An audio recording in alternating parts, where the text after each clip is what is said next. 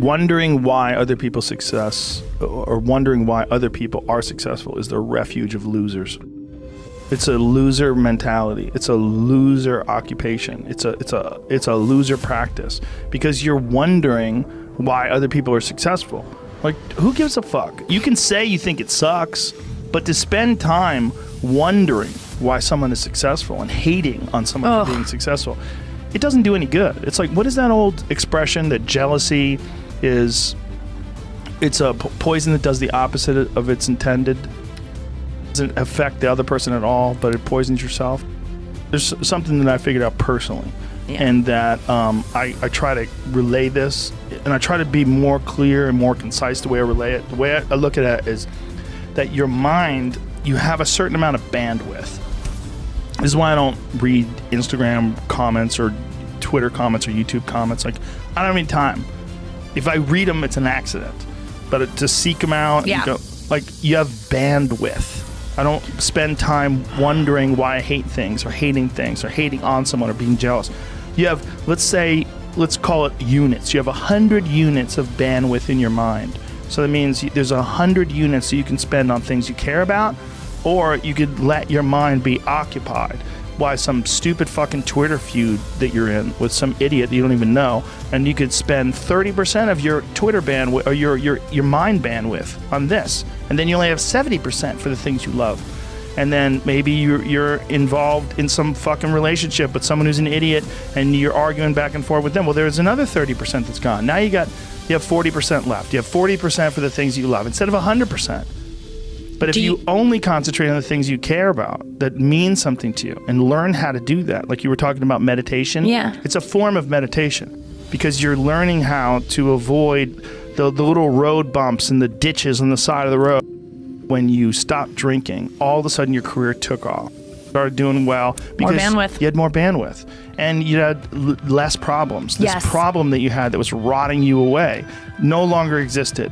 So now all of a sudden it frees up your time and you realize, oh my God, there's so many funny things that I could talk about and I have so much energy and I'm so healthy. I could just go on stage and have fun, and then you're killing it. Before I was successful, I realized it was stupid.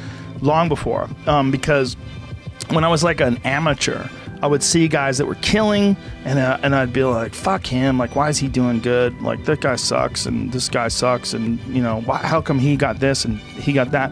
And then I remember thinking, like, this is a gigantic waste of time, and I got into comedy because I'm a fan of comedy. And my concentrating on people that suck or being jealous about people that are doing well does me zero good. But instead, if someone does well, I can be inspired. And I can get fired up by it. I mean, I figured this out in my early 20s. I was like, okay, I have a poor way of looking at it because it's a martial arts thing. Because in martial arts, like, you can't be jealous of someone else's ability. You have to realize you might have to fight them someday. So by realizing that they're really good, you're forced to be objective about it. And you have to go to work.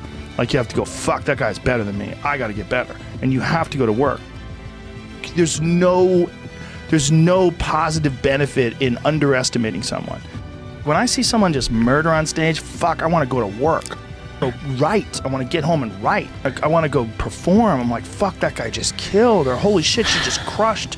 Or she's out there killing it. He's doing so good. It makes me want to work harder. And in that sense, as long as someone's not doing anything bad, as long as someone's not victimizing someone, what they're doing is they're showing you that it's possible to do better than you're doing. And that's good. Everybody's similar, but everybody's different. And your attitude has a giant effect, not just on your life, but on other people's lives around you. That's the other thing about it. Those I can't catch a break guys, get them the fuck away from me. I can't be around those guys. I don't want to hear that shit. I don't want to hear that shit. I don't buy it.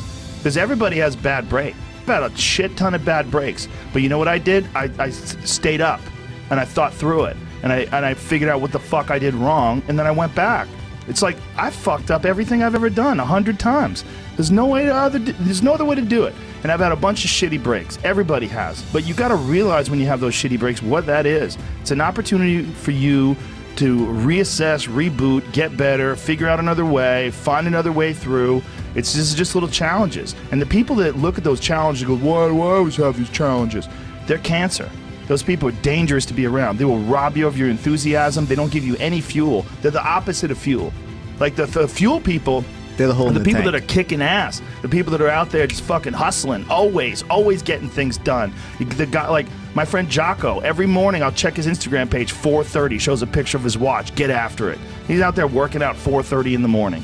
He does it every fucking morning. Why? Because he doesn't want to. And that's how you do it. You go and get after it. You don't make any excuses. And those kind of guys are fuel.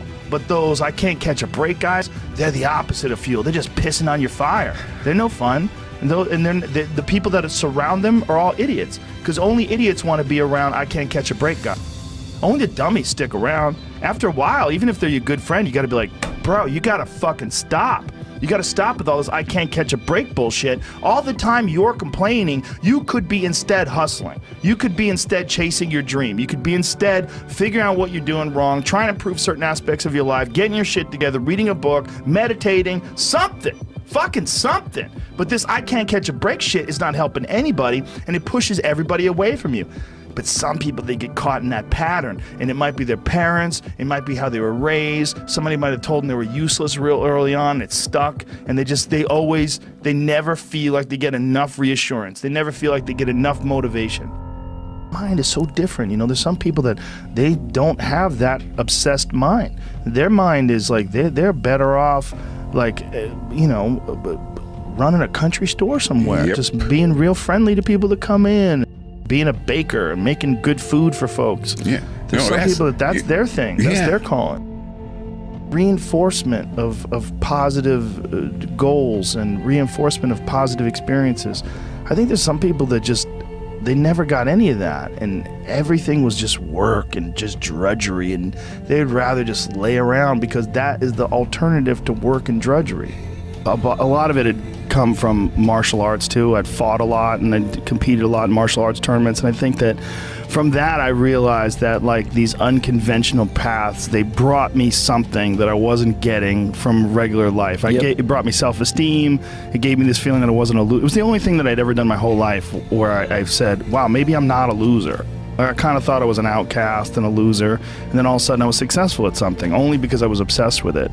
But then I knew there was no way I was ever going to be able to hold a regular job, and then I got lucky when I was 21 and I found stand-up.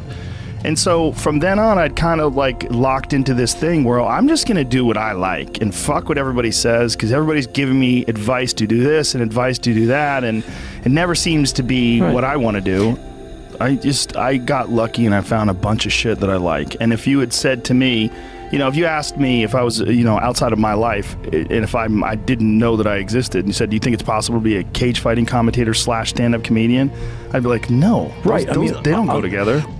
What is it in your life that attracts you? I've been very, very, very fortunate. And one of the things that I've been very fortunate is I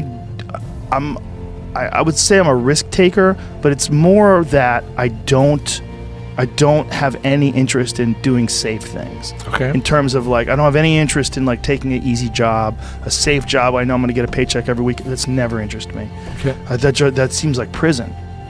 And I've never been able to do it. And I always thought that I was a loser because I couldn't do that. Because other people could work hard, and they can get a good job, and they would get Security, a pension, whatever. security. I felt like when I was young, there was something wrong with me, that I couldn't do that. Because I grew up in New England, and in Boston, everybody worked hard. There's like a hard blue-collar sort of environment where I couldn't do it, man. I couldn't do it.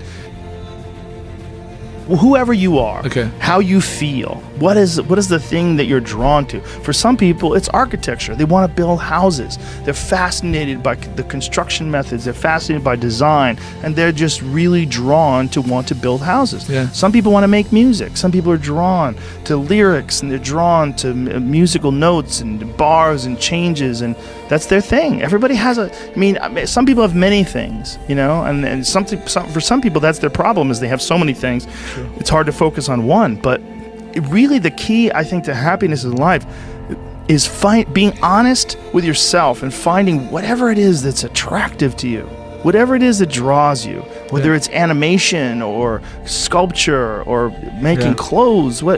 Everyone has a thing.